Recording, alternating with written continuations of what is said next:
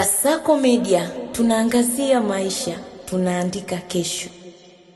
Mtazamaji wa Kasako Media, ungana nami katika kuletea makala hii ya Mwadhama Polycarp Kardinali Pengo. Kanisa Katoliki pamoja na Watanzania kwa ujumla wamepata pigo kubwa kufuatia kifo cha Mwadhama Polycarp Kardinali Pengo, mmoja wa viongozi wakuu wa kiroho nchini aliyefariki dunia Februari 19, 2026 majira saa 4 kamili usiku akiwa katika taasisi ya moyo ya Jakaya Kikwete jijini Dar es Salaam alipokuwa akipatiwa matibabu. Marehemu Kardinali Pengo alizaliwa Agosti 5, 1944 katika kijiji cha Mazye mkoani Rukwa. Alianza safari yake ya utumishi wa Mungu kwa kupewa daraja la upadre Juni 20, 1971 kabla ya kuendelea na masomo ya juu ya teknolojia ya maadili katika Chuo Kikuu cha Kipapa cha Lateran Roma, ambako alipata shahada ya uzamivu mwaka 1976. Katika maisha yake utumishi wa kanisa, Kardinali Pengo alipanda ngazi hatua kwa hatua, ambapo mwaka 1983 aliteuliwa kuwa askofu wa Nachingwea na baadaye kuhamishwa jimbo la Tunduru Masasi mwaka 1986.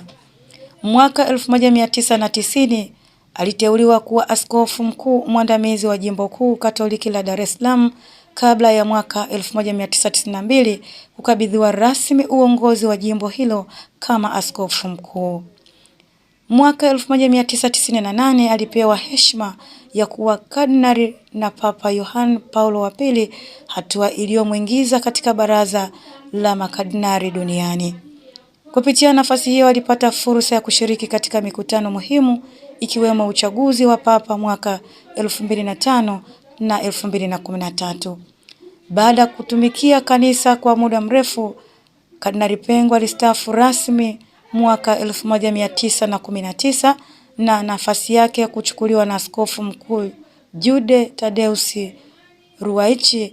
Kardinali Pengo atakumbukwa kwa mchango wake mkubwa katika kulijenga kanisa Katoliki nchini, kusimamia maadili ya jamii na kuwa sauti ya busara katika masuala ya kijamii na kitaifa. Uongozi wake ulihusisha malezi ya kiroho, mshikamano wa waumini na juhudi za kuimarisha maadili katika jamii ya Watanzania.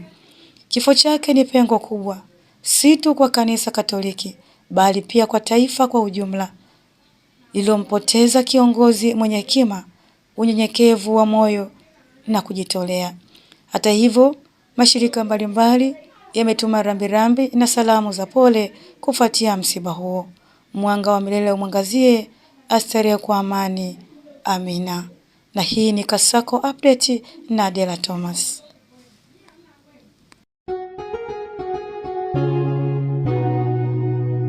Kasako Media, tunaangazia maisha, tunaandika kesho.